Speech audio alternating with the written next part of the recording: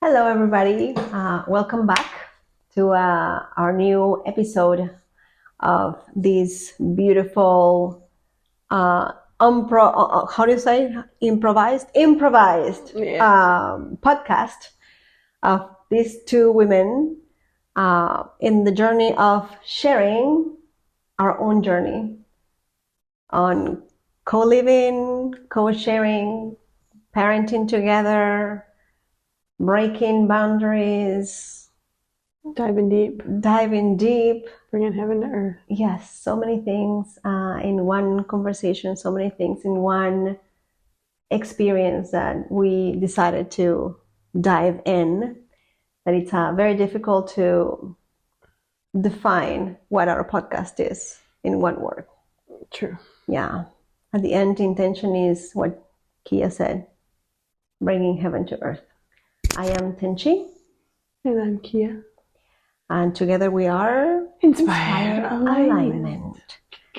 Yes, today you don't sound so much inspired. No, I'm very inspired. I was just going to share with everybody that if you see me grimacing today, or even why we're up on chairs rather than the floor, we both I think prefer the floor. But we're up on chairs because I tweaked my back. I have an old injury and I tweaked it yesterday. So long story short, I cannot be on the floor right now.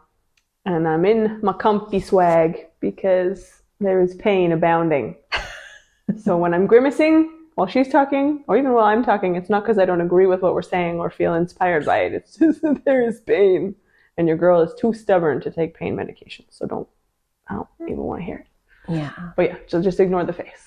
And ignore if I'm moving like a robotic human or talking like this with pain, because it's just going to be what it is today. Yeah. That was me last week too. So it's okay. It's all okay. Yeah. All of us is welcome in here. All of who we are in whatever moment we are at that moment. Everything that comes through us is always welcome here.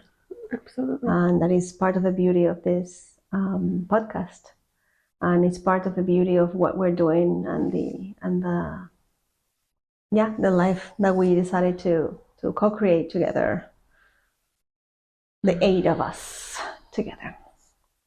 So we were trying to come up this morning. It's like, okay, this is a good day to do and film a podcast, and it's like, yeah, every week, at least for me, I come with a journal in my mind, so I'm ready and eager to kind of dump my thoughts processes, my feelings processes, and share them with you openly and vulnerable, because I am like that. I'm an open book, and I am totally okay with that. However, this time I don't feel like I have a journal to come up and say, oh, these are the things that happened to us, and I went through this and I went through that. Together, we try to do it together, so it's relevant. Thank you. It is relevant for the both of us, and we can both jump in that beautiful pool that is our lives and the unity of us underneath that pool. Today, I said, well, I don't have a journey, or I don't feel we have a journey together to share with our viewers. However, I can come and share a personal journey that, even though is related to what we're going through, it's not poked or triggered, or nothing in reality happened in our how do you call it? Shared existence? Yes, I was going to say convivencia, but is it co-living? Convivencia? Convivencia? Not sure. Yeah, anyways, it is not related to our togetherness and but at the same time it is. Because I cannot say that whatever is happening to me is different or happens apart from what we are living in here, because of course the environment triggers us, and the environment brings good things and sometimes other kind of things that we are not so happy to find and encounter. Do you want to say something? No, like basically to surmise, what you're saying is you're going to bring something from your own more personal journey to the table today, and we're going to discuss that a little bit. Kind of. See where we go. Yeah, well, that's something else that we were talking about. I was just about to share with her what my journey was about, because we haven't had a chance to talk.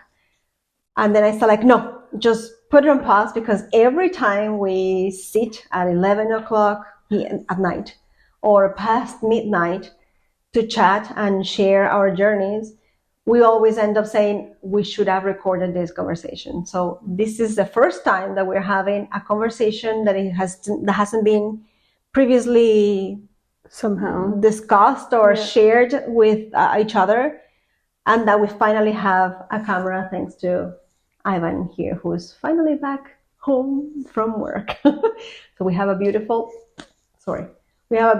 setup today, worth sharing with our viewers. Maybe he will make it happen. But yes, it's going to be the first time sharing a conversation in real time. Yes. I mean, all of our conversations are in real time. Let's not get it twisted. We don't rehearse what we're going to say, or write scripts or anything. But we've usually gone over some kind of, we talk all the time, mostly. Like she said, often from 11 p.m. when all the children are sleeping until far too late in the morning. So at least we both have a concept of maybe what we're going to be touching on. Mm-hmm. Whereas today, whatever is coming to your ears is coming to my ears at the same time, which is exciting. Mm-hmm.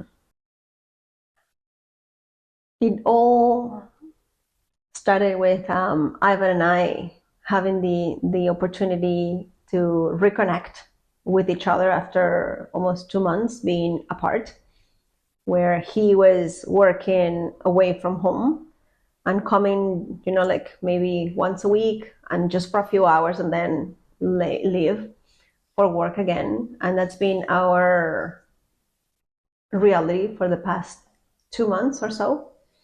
Now that he's coming for good, because the project he was working at, it's over. It took me a while to find that space where we were us, but now this us that we used to be 2 months ago before moving to the house has to shift. And it's like, I have shared with you many times that there are my couple's life. It's something that I have apart from everything else. Mm-hmm. It's like my relationship with Ivan, I can share with everybody that, I'm married to Ivan. Ivan is my husband. Ivan is the man of my life. He is the father of my children. He is a lot of things to me. But my relationship with him, intimate inner workings. Yes, that inner world is always mine and his. Mm-hmm. So now that we are here and that is being exposed mm-hmm. to our living now with 8 people, mm-hmm. it's like I find that it needs some shifts mm-hmm. because I am not keeping my relationship with Ivan in the room only when we are just the 2 of us by ourselves. Mm-hmm. For you to have an idea of what I'm talking about, I feel very uncomfortable. I will use the word uncomfortable when Ivan comes and kisses me in front of other people. He can hug me and he can show affection, but I will say not so much because it makes me uncomfortable. And in front of other people? In front of other people, yes. You have asked, why do you think, or what do I think it goes that way? And I have no answers. Well, you have answers. We haven't gone there yet. I was going to say that. It's not that I don't have answers. I think is related to the way I was raised, where my father will come and, hey, what are you doing? You there and the other person there whenever I had a boyfriend. Showing too much affection that was not okay with my dad, even though they were open for me to have or be in a relationship with someone. Yeah. But showing too much affection was no. Like, I don't really know if my dad was afraid of, me getting pregnant by having a kiss or a hug, or who knows what was going through his mind. Well, in Christianity, we say dancing leads to touching and touching leads to babies. So I understand. There you go. It's very stressful. There you go. So now that we are here, and I don't have my father to tell me anything that has been imprinted in my mind. But this conversation right now, it's leading me to another kind of conversation that is not related to what I started sharing, but it's interesting. Maybe we can dive deeper after I share what I'm going to share. The real journey of this week after Ivan got here. In the process of reconnecting, Ivan and I, we went for a walk. We left you with all the children. It's like, we're coming for a walk. We're gonna go for a walk. We'll be back. And we hold hands. We walked holding hands. And I was the energy between him and I was very, how do you call that? Jumpy. Magnetized? Yeah, when it's like rejecting kind of things, like, go there, do not bug me kind of thing. Yeah. Like, I am in my bubble here, and I want you out of my bubble. And he was like, but I want to be part of your bubble. I'm always part of your bubble. Like, what's going on? And I was like, I just can't right now. Yeah. And it took, that inner trip within myself. It's like, okay, find the answer, because it's not that you don't want him around. Yeah. What's going on with me that it's making me feel like I don't want him in my bubble? And I realized that by living in the way we're living, the 8 of us together, everybody triggering some aspects of me in different ways, in good ways, in not so good ways, in uncomfortable ways, in very beautiful and loving ways. Like, everything is moving inside of me. And each one of the interactions is generating within myself kind of like a turmoil, like a tornado inside of me. And when he comes to me, when I know that is the container of that space that used to be our space, it's like putting all the tornadoes inside of a bigger tornado, and that is too much for me. It's like, let me deal with the little ones first, and then I can deal with you. And as we walk, it's like, well, I want to help you. And I've always been your person to help you walk through all those processes. And for me, it was like something really annoying and at the same time bothersome, to a point that I was like, don't. Because I was looking at I'm going to call them faults. But I was looking at my ways of perceiving things around me that were so different from where I want to be. I don't know if I am expressing myself or yeah, so far so good. Yeah. I could see that the things that are happening in my world right now are the things that I had envisioned that they will happen. And I was like, I'm so ready for this. I want this. But while I am in that space where all of that is happening, I feel like I am so far from that vision and that ideal that I had in my mind. And it's like, oh my gosh, for me to be part of this that we are creating, I have to be ready for this. And us knowing how the power of manifestation works, I know in my mind, intellectually speaking, that I am ready for this. But some part of my probably mind as well, not so intellectually, but my inner mind, my what yogis will call my inner buddhi, my inner wisdom, knows that I am not quite there yet. Because if I was quite there yet, I will be more at ease. So what is the friction? What is the discomfort that I am feeling in this situation? And I am not ready for this yet, because I am not this yet has been poking my being, my soul. It's like, I am not that yet. I am not that yet. And that poking of I'm not there yet, has somehow cracked something else in me. Again, we were talking about cracking the inner being last week, and that I am not that yet has been poking to a point that I am cracking inside of myself, and I am discovering that inner child that somehow was that. And she was so ready for what we are creating here right now. But the way my childhood went and the way I was raised and taught set me apart from what I was. It is like that is the blueprint in my soul is what we are creating in here. And I feel somehow sometimes so far apart and so far away from that. And I see you and I see Ivan, it's like going and navigating through this stage with so much grace. And yes, sometimes we're like, oh, I don't know how to do this thing. And like it's squishing us in many different ways. And I feel sometimes that I'm working so hard on myself. I am breaking so many parts of me. I am dissolving so many parts of who you thought you were. Oh yeah, of who I thought I was.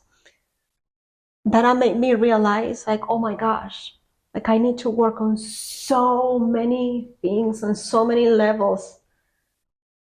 And I told Ivan, it's like somehow you are here in what we are creating that I will call heaven and earth. It's so easy for you to navigate in this heaven, and I am still here dealing with earthy things that I don't want to deal with. And I'm not talking about the real world, like what people will call real world. Yeah. I will call it more on the mind work. Yeah. On the breaking some mindsets and becoming something, or discovering in reality who you are. I was walking and like I had to pause the conversation for a while because I was going through the bigger loop. And while I was stepping away for a little while, this inner Buddha that connects to me so many times in so many beautiful ways is that wisdom, is that inner wisdom, that inner voice telling me, like, yes, you have to work a lot, because in my mind, I feel like I have to work more than probably you or probably him. I hear your stories about your childhood and his childhood, and it's like, oh my gosh, like that was a nice childhood. And probably my mom and my dad will say, but you had a beautiful childhood too. Yes, they gave me the best, and I know, and I am honored, and I openly accept what my parents gave me. But I also am not going to blind myself and say, oh, I didn't have this other part. Let's just hide it. I'm not going to hide it anymore. Like this process of creating heaven and earth, because I'm co-creating, I'm bringing all that I am. And the things that I am bringing are not so good too. But because they don't fit in here, in my ideal, in my blueprint, I have to take them away. And by taking them away, I'm taking part of me away. That is a painful process, and at the same time, so beautiful, because I am discovering what I really am without the external additions to my being. And I think somehow that voice, that inner voice was telling me, yes, you need to work maybe more than them. At the same time, it was shown how in the position or the place that I am, the role that I'm playing in my family, entire family, not only my mom, my dad, and my brothers and my siblings, but in the entirety of the family, the role that I'm playing is that like the container wall, how do you call that? Yeah, retaining wall. Retaining wall. Yeah. It's like you're at the end of the line. It all ends in here. Yes. From now on, it's heaven and earth. And yes, a lot of rocks are falling on my neck, and a lot of weight on my back. Yes. And a lot of, like that inner movement that can happen when rocks and beliefs and things keep coming. yes, and hit you in the face, smack you in the face. That is a painful process. And that night, when I discover within that poking, I am not there yet, and I discover that little being, that little creature inside of myself, it's like that's my inner child. I cried like a baby. I cried like a little girl. It's like it was really painful, like growing with so much. Like, I know if I go into details and I go into depth, it might affect other people in my family, that they will feel like, oh, I tried to do the best that I could. And yes, I know that. But because this is my journey and it's about my journey in here, I am going to dare to share things that we have talked before. It's like, I don't know to what extent I am going to be so open to share things of my childhood, because I want to honor my parents, and I want to let them know that I love them and that they are my parents and that I love them and that I accept what they gave me. Yes.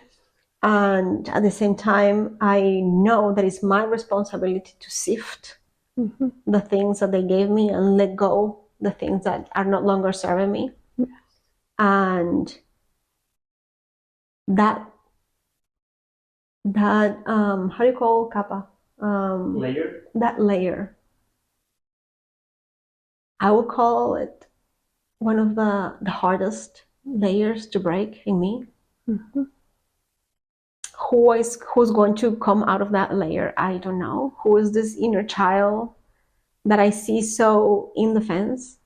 I see so vulnerable. I see so fragile. I don't know what she is yet. I don't know what she's gonna be showing me. But yeah, I don't know, something.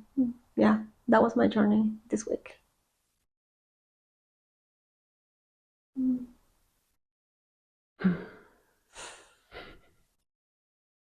I'm just taking it in. And I just have very much love for you. That's like the main thing that I'm sitting in right now.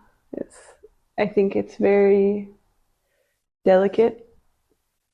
I don't think I know a human being that looks at their childhood and thinks how my parents did it is exactly how I'm going to do it with my kids, because in my books they did everything perfect, and goes on to emulate them like that. And I don't expect my kids as adults to sit there and tell anyone, oh, my mother, oh man, she did everything perfectly, I'm going to parent the exact same way that she did. But it's so scary and vulnerable, I think, because we have so much love for our parents. Yeah.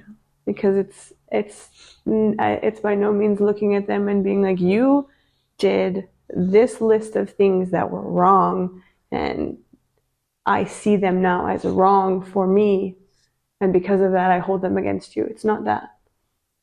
It's having the ability to sit where we are now and look back and say, I see you did your best, and I know you did what you did, all the things that you did as my parent, with all the love in your heart, because that's how we parent.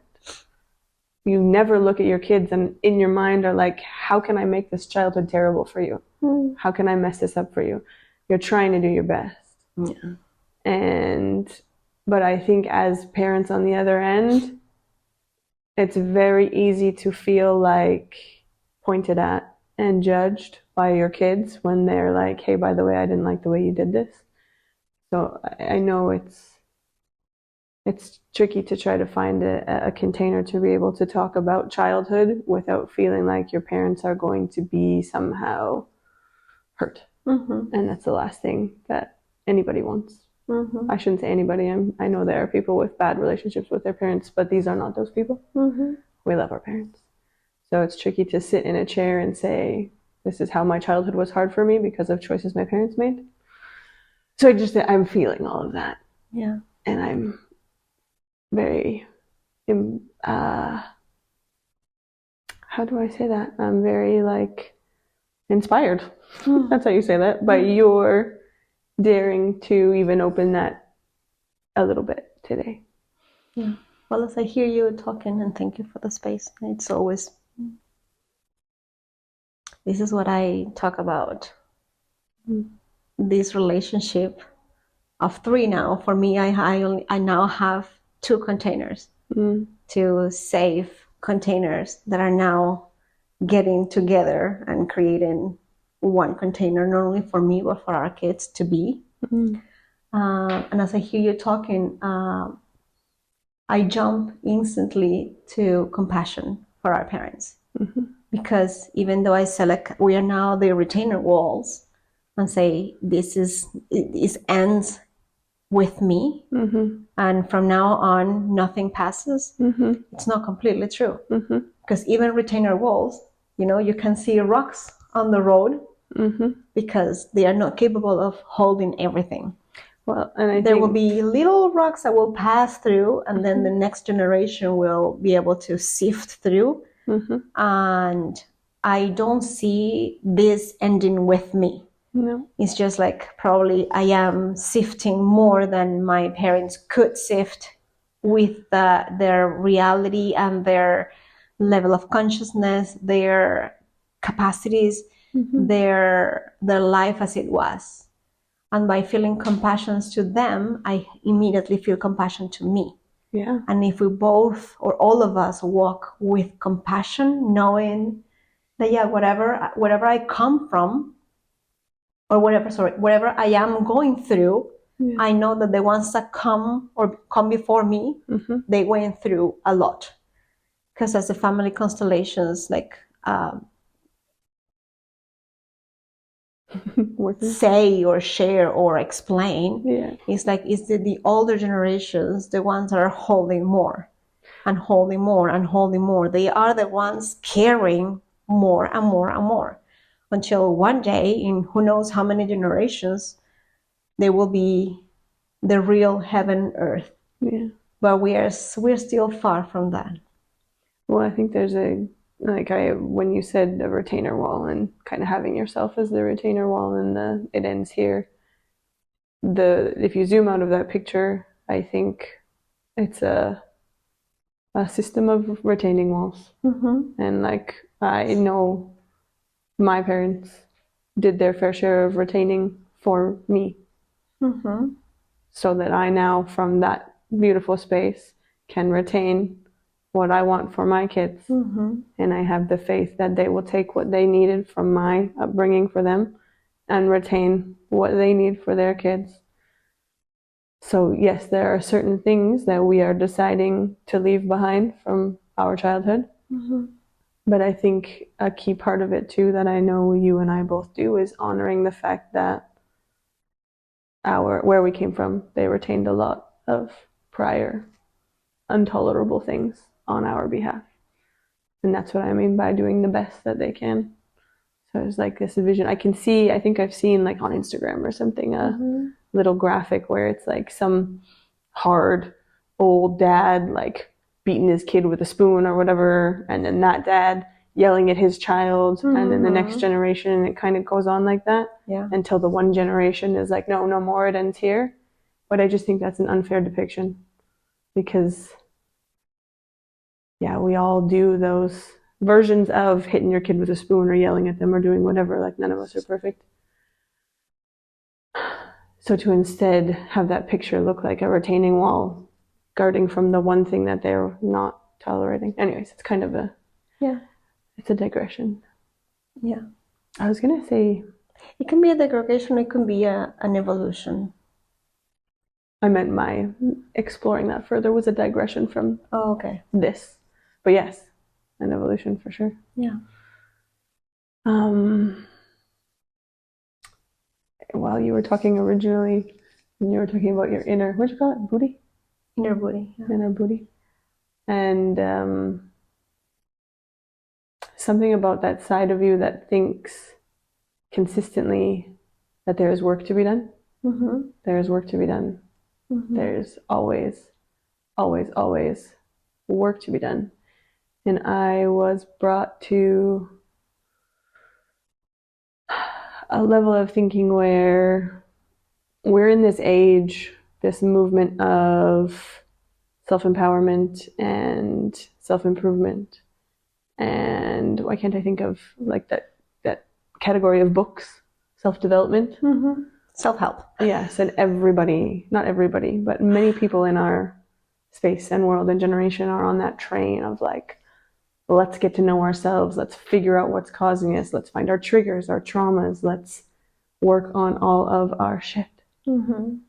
And I can't remember where, but I remember the concept coming to me sometimes of the people who are so deep into the self-help and the working on things, which I would say describes you very well. It almost like, how do I say it? You do not give yourself the permission to stop working on yourself for just a moment and realize that, yes, sweetheart, there's always going to be another thing to fix, thing to uncover, another layer to peel back and get to the next thing that maybe is a little bit icky that we didn't know about. But it is also totally fine and totally necessary to take pauses in that level of like, let's just keep peeling back everything. And I figured that one out, and now I'm figuring this one out, and then there's the next one. It's exhausting. Yes. Actually, and you don't stop. That was the beginning of our conversation with Ivan and I. Yeah, when you went for your walk. Yeah, because I know in his mind he was just so ready to jump in and connect and have fun and like, I've missed you so much and I want you here with me and let's be. And I'm like, how can I be if I am working on all this? Like, I have no space and I have no time and I cannot, because I am going through a lot in here. Yeah. And crying, I tell him, like, I see you going through this fucking shit with ease and grace and everything is okay, while I am like, and he's like, are you telling me that you are working more than me? And he was like, yes, I feel that way. Like, my inner work is constantly there. Yeah. And that was a trigger, because I see you doing that too. It's like, yeah, you're just having fun and enjoying. And I'm like, excuse me, people, am I the only one with issues in here, the only one here that needs to work on a shed because you are already enjoying heaven and I am here in this fucking hell? And as I see you, also because Nico has been bringing, now that Nico has 2 moms, a fun mom and a mom that is always cleaning and organizing and tidying and, like, overthinking on things, he wants more fun from me. Yeah. And I'm like, I am not that mom. Yeah. But at the same time, because I am a questioner, it's like, I am not that mom. Where's that story coming from? Like, where did I stop being the fun person before I was a mom? And again, it has to be with traumas. Like, I remember being fun. I remember being not the center of attention, but yes, to a certain point, I could be a very fun person in a party, in a meeting, in a group of people, keeping things alive. And Ivan was the one asking me that question, like, when did you stop being fun? And I said, like, after JJ died. After he died, something died in me. Like, they don't know who JJ is. This is a tiny little, I don't know if you just wanted like one sentence of yes, context. Yeah, JJ was my first love. The first man of my life, the person that I chose to be my partner. And we were in a very, I don't know, I couldn't say explosive, but it was like a very one of those on unique fire kind of relationship, with everything being part of who we were, and at the same time we were everything. And we were gonna get married. He was the one that I chose to have kids with, and but he was also sick. So after years of being sick, he needed a surgery, and after the surgery, he didn't survive the surgery, so he died at a very young age. leaving me feeling as a widow because the wedding was supposed to happen right after the surgery, and that never happened. So I became a widow before I got married, before I became a bride of any kind. And that's been in my soul for many years. It's been, my goodness, I don't want to say because I know. Just some years. More than 20 years. It took me a lot of time and relationships in between to heal that loss. Because with that loss came also the loss of aspects of myself. Actually, the last intentional work that I did to release some of that pain and to heal the wound of losing him got me to realize that the moment he died, part of me died as well. And for me to be able to live fully my life, I had to reclaim that part of me that I let and I allowed to die with him. It is like my heart just broke into, literally, like it just broke into, and he took half of my heart with him. And through family constellation therapy and the help of my beautiful friend Maria Eugenia Blas, we had a ceremony where I asked him for my half of my heart because I need to feel complete here. And it was not fair to my husband and to my children to live with a mother and a partner who was not whole for them.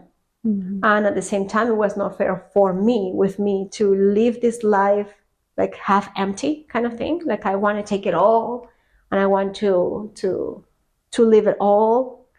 And it's just taking it in so I can be all and complete. So now that we're chatting and the conversation with Nicholas's, my eldest son's question came, is like, I want you to be fun. And my husband is like, when was the last time you were fun? And he's like, I was probably on my 20th when, like before JJ died. Like I was fun. I don't know how to be fun anymore. That is a story though. There you go. I mean, I would describe you as a fun human being. That's why I like hanging out with you. Yeah. I'm quite confident your man would describe you as a fun human being. Your kids describe you as fun. It's just a different type of where you want to spend your energy.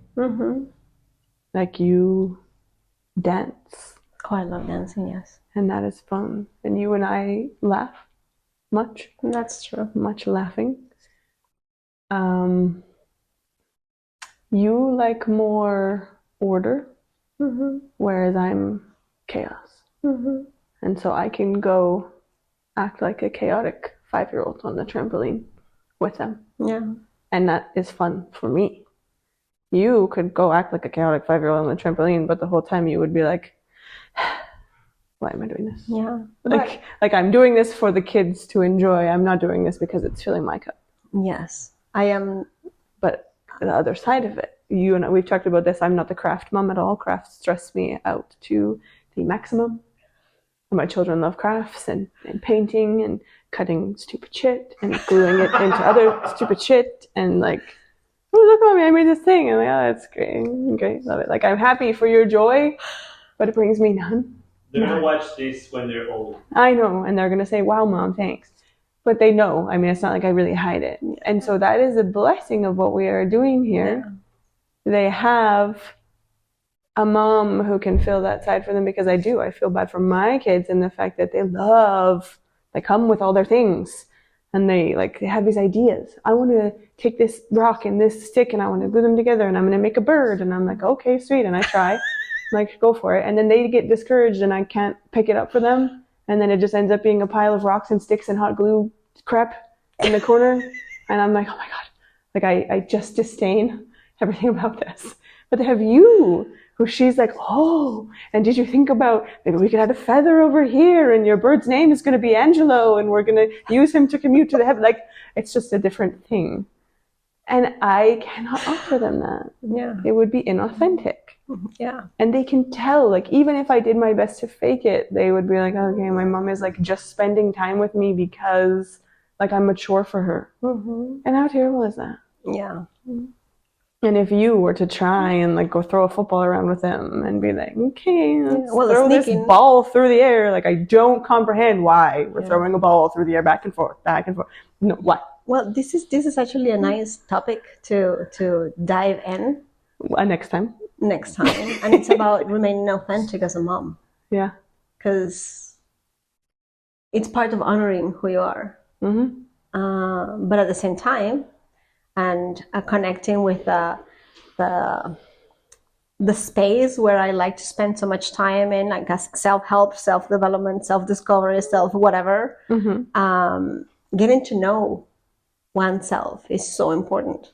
Because if you don't know who you are, how can you honor that being? And at the same time, how will you know who you are if you are not constantly willing to discover who you really are? Because we think we are something, but in reality, we are something else or something more. More than else is more.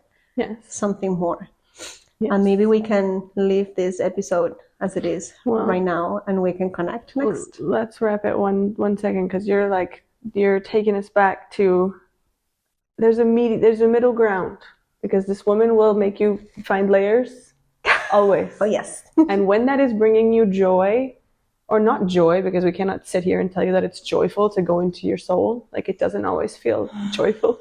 It often feels just the opposite. Mm-hmm. But at least when you're doing that inner, I do this because I was going to say dirty work, like you're getting your hands dirty in the nitty gritty of your soul, and it's not joyful, it's painful, but it's satisfying, then that is the time for you to be doing that. I think when you have reached a point where you are sometimes finding yourself at, where you are not satisfied by the work you are doing entirely, maybe when you get to the gems it's satisfying, but that whole journey is more arduous and exhausting for you because you've been doing it for 20 years. I'm saying 20 is a very generous low end, many more. It's okay to take a break and sit in where you are, because if we continue moving down the path with no pauses, do you really think we're learning and taking in all we're supposed to learn at every phase? I think I allow myself and I give myself the time to integrate and to discover what's in that or behind that layer. Even right now, in the last 2 months? I think so. Okay. I think so. And the word intention comes to my mind right now as I hear you talking, and it's like, well, intention needs to be lighten this aspect or this part of the conversation somehow, because yes, it can be exhausting and you can be doing it and it can be satisfying, and at the same time it can be painful. And I think we're talking about that in a previous episode. We were talking about the cracking and the breaking the walls and how that painful could be. But at the same time, if you set an intention and is fulfilling, an intention that allows you to enjoy the reality that you create with your whole heart, then the process itself, the journey itself somehow changes. Because at the beginning of this conversation, I was telling you, I don't know what that inner child looks like or wants to. But then through our conversation and jumping or falling somehow in the fun, and it's like, I wonder if this inner child, who is, I will dare to say, authentically fun and likes to have fun, is the one that wants to come out. And with the wisdom that I have through your experience, cultivated throughout my years, my 43 years on this planet, I think I can probably dare to say yes, like, let's see, maybe I will set the intention of allowing this new aspect of me that it has been revealed, to show me how fun she is, how much fun she likes to have, and in which way.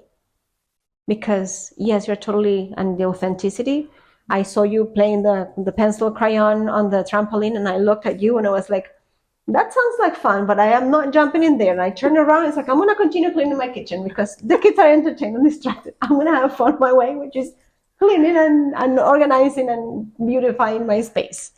Yeah. So, yes, intention is, I think, important. Once you have that part and that aspect discovered, and you allow yourself to observe it for a little while, you just wait and see. You don't do anything. You just wait. And then that person, that new aspect of you will start guiding you, because you are open. Your heart is open, and you can be from an open heart. Yeah. Well, thank you. Thank you for sharing. I had not heard the results of that beautiful walk that her and Ivan got to go on. And thank you for sharing all the rest of it with our beautiful, beautiful humans that lend us their ears and hearts and openness. Every time we end, I feel like there's 7,000 more conversations, but that's why this podcast will go on forever. So don't you worry. But yes, thank you for sharing, and thank you for being here and bearing with us as we sort out how to consistently post a podcast. Yes. And I really hope this podcast and all the many podcasts to come from us will inspire you to dive within, to get to find those aspects of yourself that are there calling for your attention and asking you to see them, to shine your light in that aspect of you and that wants to be part of this world. I hope for me is fun, and I wonder what wants to be shown on in your light, in your soul. I would love to hear from you. Yes. Comments. We have been reading comments, so thank you for leaving your comments on the videos. Thank you for liking our content. Thank you for following the journey, and thank you, Ivan, for such a beautiful setup and display, and way better than the iPad we were filming on. You'll see. You already know. You watched the last episode and you were like, questionable video and audio quality here. That's because Ivan wasn't here. Before a producer, after the producer is here. Yes. This is everything for today. See you next time. Thank you so much, and see you next time. All our love.